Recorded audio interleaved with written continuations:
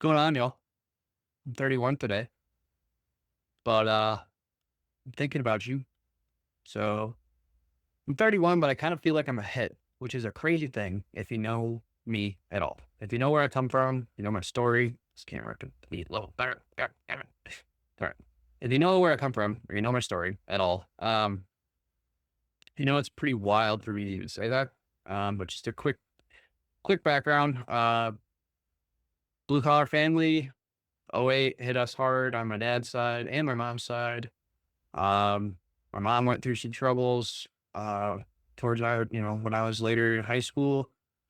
Not gonna get into the specifics of anything that happened in my childhood or anything with my parents, but just, I mean, it wasn't like I had a ton of opportunity right out the gate. I'm just put it that way. I was by no means like a rich kid or anything like that. And I, shit, up till I was 25, I mean, even after I got out of college, like all the decisions I made with my money were stupid. Even though I knew they were stupid, I was still stupid. You know, I did the typical thing. You get out of college, buy a car, rent an apartment, take on debt right away like an idiot.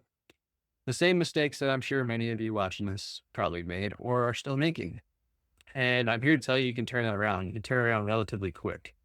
So about 24, 25 years old, I just kind of had that moment where I was like, I got to get my shit together, you know? And I ended up just sitting down. And I am, yeah, I kind of studied finance and like I'm pretty good with numbers. I'm a computer science major after all. So math's always kind of come easy to me. So it's not like I was incapable of making a plan. I just kind of never did. And I sat down around 25 years old and I was like, all right, where do I want to be in 5 years? You know, because at this point, me and Bria had been bouncing around all over the United States. And for no reason.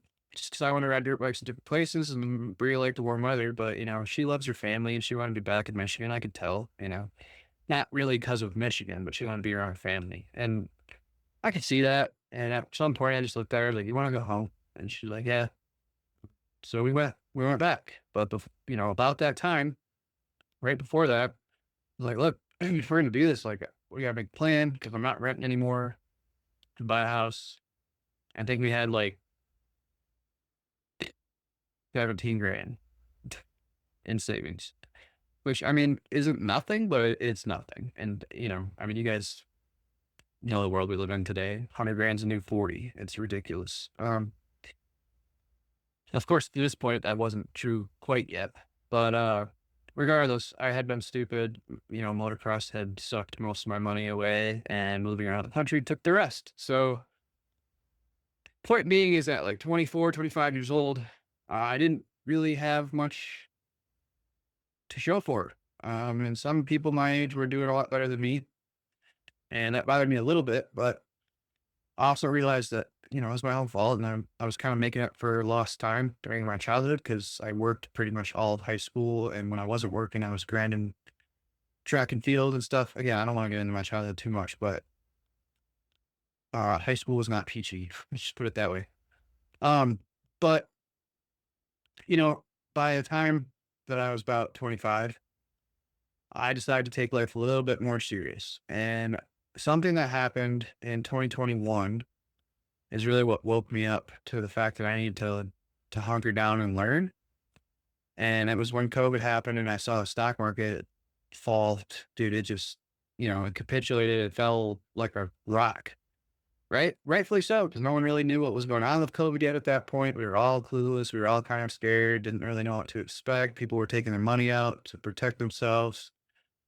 Yeah, yeah, yeah. And then fear always causes, you know, a cascade effect in the markets. But I didn't know anything about stocks. I didn't own any at that point. Yeah, this is in 2021, you know, and you guys see me talk about it all the time just 5 years later. So we're getting to that. But yeah, I didn't know a damn thing.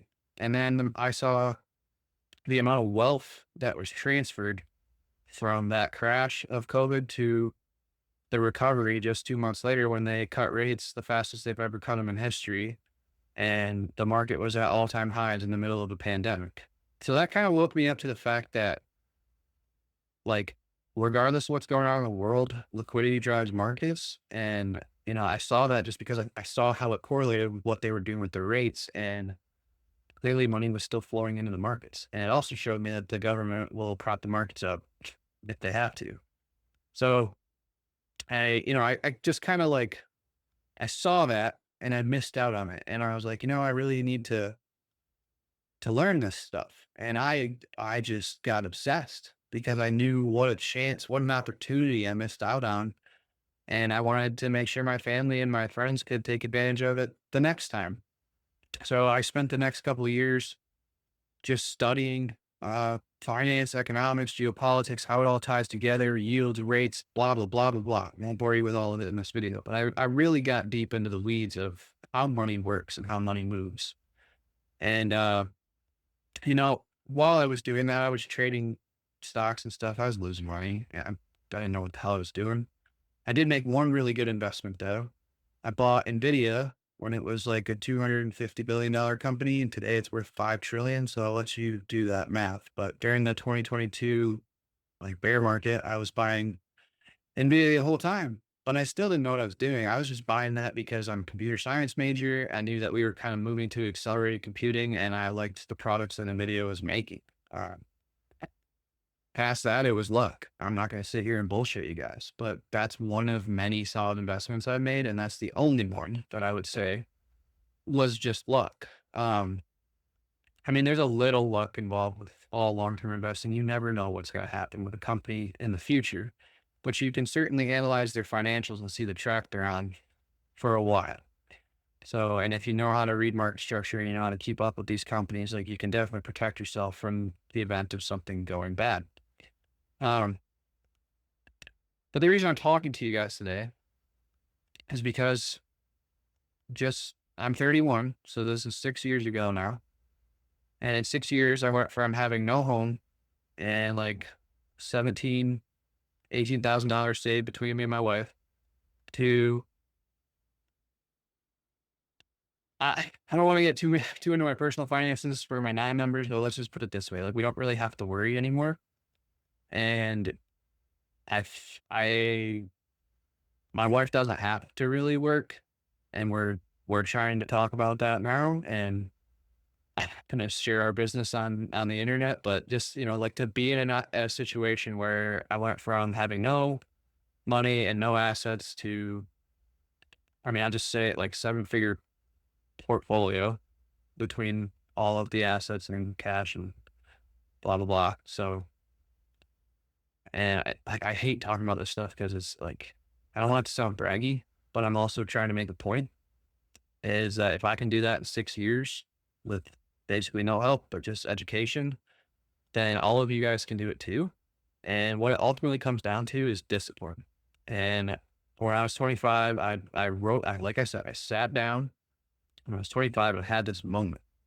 I'm like, here's what I want to do in 5 years. Here's my goal. I blew past my goal, but here's my goal. I want to own a home and I want to have some land. And this is what's going to cost me. This is how much I make. Here's my bills. How the fuck do I get there? Right. And so then that goal seems overwhelming. And then you condense that goal into a shorter time period. And then you condense that goal into smaller goals for an even shorter period of time. And you just go down and down and down until it's a daily goal, right? And then you just hit that goal every single day. No matter what, you have to attack it, right? I'll give you an example of how that works. So like $1 million a year sounds crazy, right? But if you divide $1 million a year by 12, that's like $83,000 a month. Still sounds nuts, right? Okay, well, if you divide $83,000 by 31 days or something like that, it works out to be like, I think it's like $2,600 a day or $2,700 a day. I'm doing this off the top of my head. Somebody can check it with a calculator as well. It's right around there. And then if you divide that by, let's say, 12 working hours, let's say you're willing to put in 12 hours a day. That equates to about $244 an hour every day for 12 hours a day. Now, I know that's still a lot of money, but it's not impossible. I think we can all agree that that's an achievable goal if you are willing to work hard and go into business for yourself, right? That could be one sale a day. It could be as small as one sale a day.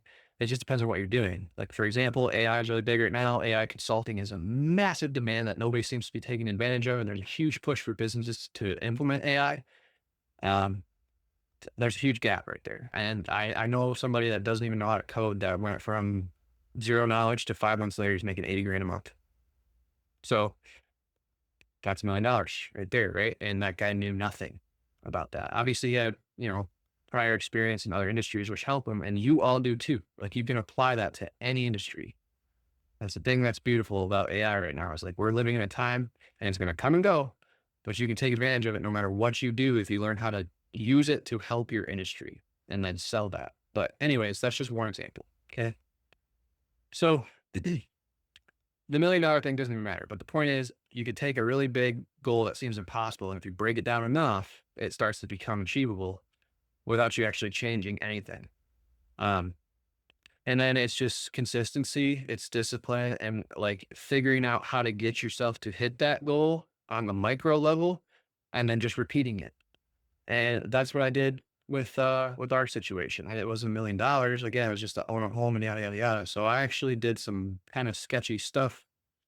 But like debt can be a good thing.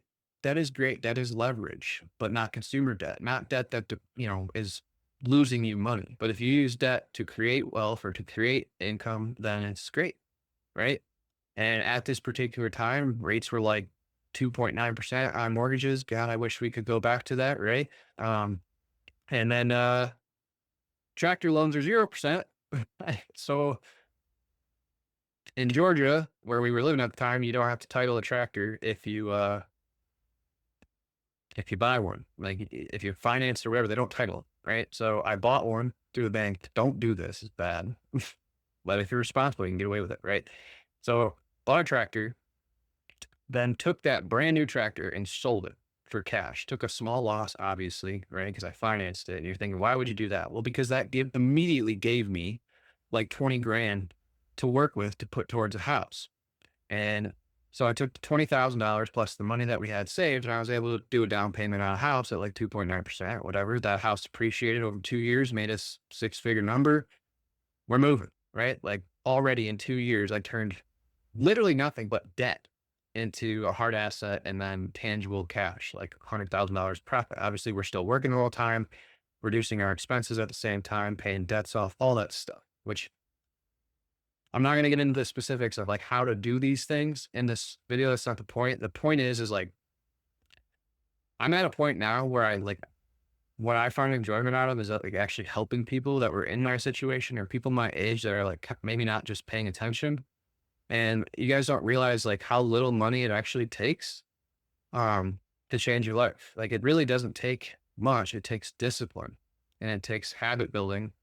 And if you do that, you can achieve quite a lot, you know? So I'm not sure what I'm really talking about in this video at this point, but I'm kind of just telling you a story to tell you, like, from 25 to 31, just how much my life has changed. We went from renting a $600 place in the middle of nowhere in Cairo, Georgia, to owning a house in Cedar Springs, then selling that house, then using the profits from that house to buy acreage, like 11 acres, cash, boom, outright owned it. Then we had a mortgage here, like 7%. You're like, what are you doing? Well, I was investing the whole time too. So yeah, I'm not, again, I don't want to get too into my finances here, but like, I had a plan the whole time, right? And my daughter, ironically, put a fire under my ass like you could never imagine. Like, something about becoming a dad.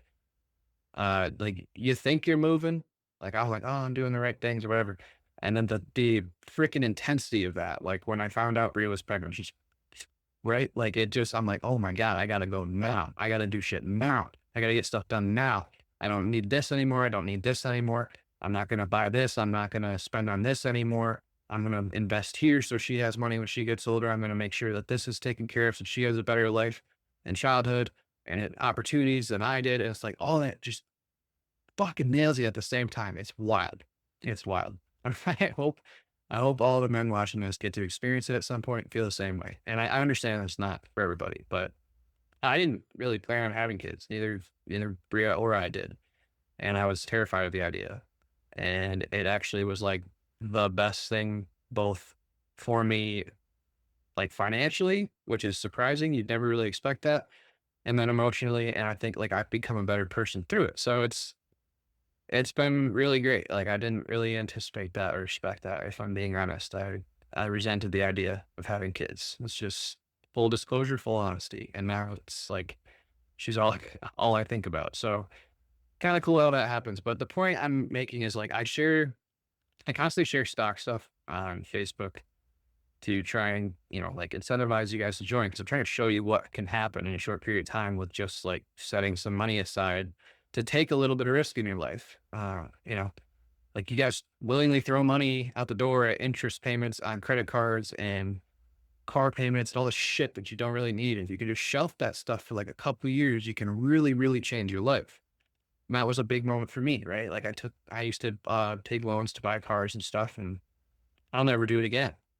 In 2017, I bought a 2009 Challenger for like $17,000. And like 2 months after I bought it, the the Demon came out. So the RT trim of the Challenger just like dropped, right? It was worth like 9 grand. So 2 months after I bought it, I was like $8,000 upside down on it. Huge hit when you're in your early 20s. At least was for me. Um, so fortunately at the time I worked for General Motors, so I traded that car into a newer car, which you're like, why the fuck would you do that? Right. But I did the math, figured out like I'd have less negative equity if I did that somehow. So I did that. And then I took that new truck after like a couple months and took it to CarMax and sold it. And I had to write a check. I had to write a check for 2 grand for them to take that car because I was upside down on it. And you're like, well, how would you do that? Well, because in that exact moment, that debt was gone and I freed up like $500 or $600 a month in cash flow. Now, fast forward, it's been, I don't know, almost 10 years since I did that. That $600 a month every month. That's 60 grand now that I have that I wouldn't necessarily have, right? I don't need that. I don't need a brand new truck. I don't need the flashy car. Like I just, my priorities changed. I started to think a little more long term. But that's the other thing is like, I think our generation has had this push towards like, you gotta save for retirement. Dude, fuck that. You do have to save for retirement. I understand that, but solely thinking of it that way is ridiculous. Okay. Like I put money in a 401k, I max my Roth, like I do that stuff. Okay. I'm not saying you shouldn't, you should definitely do that. But you can do that with a taxable account too and create income for yourself within like a 10-year period that will replace how you're paying your expenses right now, regardless of your status in life. Like if you make, let's say you have $3,000 a month. You're single, you live in an apartment, you have $3,000 to $4,000 a month in expenses. I could literally show you how you can invest $400 a week, and 10 years from now, no matter what the fucking market does, that pool of money that you save will be distributing enough money to pay your bills, right? Yeah, if your lifestyle escalates, that's not going to be true, right? Well, who cares? It's still paying your bills, right? Like it's cash flow forever, no matter what. So if your job goes away, as long as you're not in crazy amounts of debt, like this snowball of distributions just keeps on paying you. If the market goes up and down, the value of your account might go up and down, but it's all about share count. And you just keep getting dividends, right? Like you just keep getting distributions. It's just consistent passive income. And so you can have like a retirement or a pension style like income check in your 30s and your 40s. You're not going to wait till you're retired. Yeah, you got to pay taxes on it. Who cares? Who cares? It's still money that you didn't have and you won't have. And let's be honest, if you don't do that, you'll just take the money that you're putting in there and throw it at something stupid that you don't need. It's like I said, it's just discipline, right? And this scales all the way down and all the way up. If you only have $50 a month or $50 a week or whatever that you can invest, fine. It still starts to snowball and really change your life over time. And as you see that happening, you'll start to throw more at it because you'll understand the appeal. And it takes time, right? Like the first 100 grand, if you start from nothing and you do like $100 a week, I think the first 100 grand take you like 9.6 years. But then to go from 100 to 500 takes less than half that time. And then to go from 500 to a million takes less than half of the previous half of time, right? So you can do it in like, even at $100 a week, you can do it in under 25 years. You really can. But if you're doing way more than $100 a week, which I think some of you watching this probably can, you can condense that timeline significantly. If you already have $100,000 sitting somewhere, which I know I'm not talking to as big of an audience now, but I'm just making a point. Like, you literally can grow that 100 to a million in this decade. Zero problem. And I can show you how to do it. I'll show you the math and I'll show you why the risk is very, very small. But the point is, this video is not meant to be about stocks. I'm kind of going all off. But at 31, like, I really just want to try and give back to people. And the reason I share those posts on Facebook is I want to help more people. And the people in my Discord, like, of course, at this point, many of them are my friends, and some people have become my friends through there. But I've seen it change people's lives. Austin, pick on you, dude. Man, I think his portfolio was up like 700% at one point last year. I mean, come on, dude. 700% more money than he had when he started that little account. Who cares if it's $500 and it turns into $4,000 or $5,000? That's still $4,000 or $5,000 that he didn't have. And all he did was learn. He embraced the things that I was teaching and he applied them to things himself. And I watched the dude kill it, right? And there's plenty of that. Dylan Kirshner, he was like one of the first people that started working with me. Man, dude, like, it's just been stable, consistent growth. And he's just like, he's stuck with me the whole time because he's seen the impact and seen how it's been changing his life. And it's just rewarding to be participating in that. And I want to try and help more people. And it doesn't have to be stocks. Like, I can help you with debt management. I can help you with planning and goal setting for your finances, for your future, for your families. Well, like, if you have kids and you want to plan, to invest for them for the future, doesn't just have to be for education. There's other ways to do it too. Like, I'm here to help you guys with that. I obsess over finance and economics and geopolitics, not because I like to argue, but because I like to understand how things actually work. And newsflash, most of the people on Facebook, yes, I'm probably talking to you, and I don't care if it makes you mad, don't really know what the hell they're talking about when it comes to most political stuff. They really don't. And I'd be lying if I said I did. But when it comes to the way it affects markets, I do know. I do know the significance of it and whether that headline should actually be something you worry about or not. I'll give you an example, right? So back in January, when Trump got in and I don't care how you guys feel, either side, just making a point. So when Trump got in and the tariff stuff started, right, the market started to plummet, but nothing actually happened. Nothing had actually happened. Nothing concrete, fundamentally, economically changed. It was all just speculation based on proposed policy and proposed tariffs. And anybody that can do math knew it was never going to happen because it would destroy the global economy. It's like, throw this big threat out there, see how the other side responds, and then meet somewhere in the middle. To me, that was obvious the entire time. So when the market came down 30%, I knew it was an opportunity because effectively we ended up with a global tariff rate of like 12%, which equates to like a tiny little sliver of the money that's actually out there in circulation. Barely even noticeable in terms of markets, right? V-shaped recovery was the best year of investing I've ever had in my life. And a whole bunch of people came and wrote it with me. And like, when I say I was confident, I put hundreds of thousands into trades, like, without worrying about it. And it's knowledge, right? So like years ago, like back to the COVID example, that would have scared the shit out of me. There's no way I would have done that because I didn't understand what was happening. And COVID was a different scenario too. But COVID has supply shock, right? Like, there was actually supply issues and it really did affect like the world in a way because a lot of the global economies shut down. So that's going to like smack the market.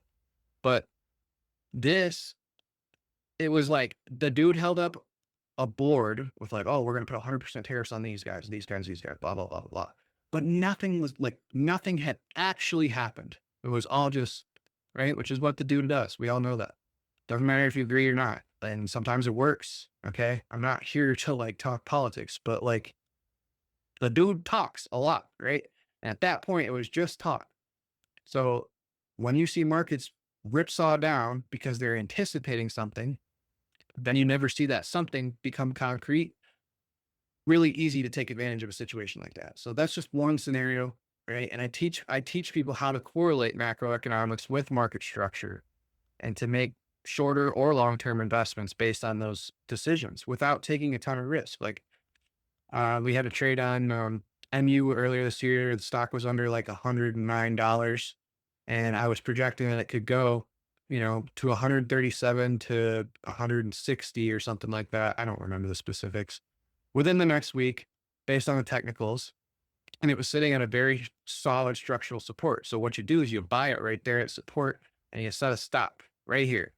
So if you put 10 grand in there and a stock drops 5%, you lose 500 bucks and it stops you out, sells your shares and keep $9,500. All right. So you risk 500 bucks, right? Whoop de fucking do. 10 grand. Is that really going to kill you? You can scale this down too. Like say it's 100, you lost $5 on that $100, right?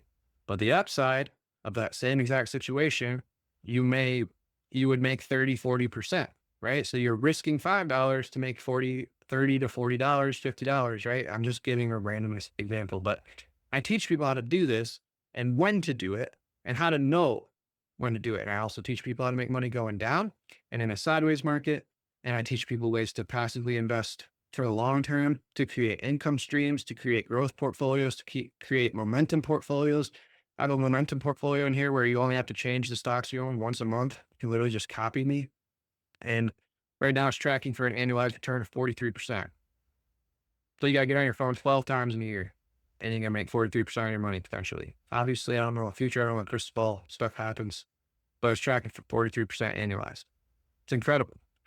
I'm going to start a stock picks portfolio as soon as well. So there's lots of portfolios in there where if you don't want to take time to learn, you can just set these portfolios up and apply the discipline that I mentioned earlier in this video and change your life as well. So I would like to help you change your life through investing, but I can help you get to a place in your life where you're able to do so too. If you have debt, you shouldn't really invest. In my opinion, you should get debt free first.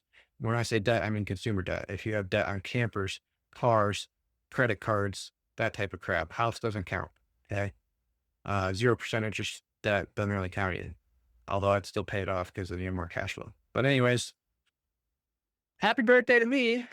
I'm just here to, I don't know. I felt like I've been wanting to make videos for a while and I'd like to really try and help people. So hopefully this appeals to you guys and hopefully some of you guys come and join us. It's unicross.com/financial education and join the Discord there, or you can reach out to me directly and we can work together independently if you don't want to be a part of the Discord or you have different goals outside of investing that I can help you with. But I was a poor kid that didn't really know anything and I was never taught about money. And I was taught that the way that you win is the American dream path where you go to school, get a job, work for 40 years, hate your life, and then die. And, though I'm still working, it's 1:20 right now. I don't have to answer to anybody. I do have a great job at this point. That also comes from discipline strategy. But in a couple of years, I won't really need it. You know, it's kind of wild to say that in my 30s, and I want more people to be able to feel that. So if I can help you in any way, let me know, and I'll talk to you guys soon. See ya.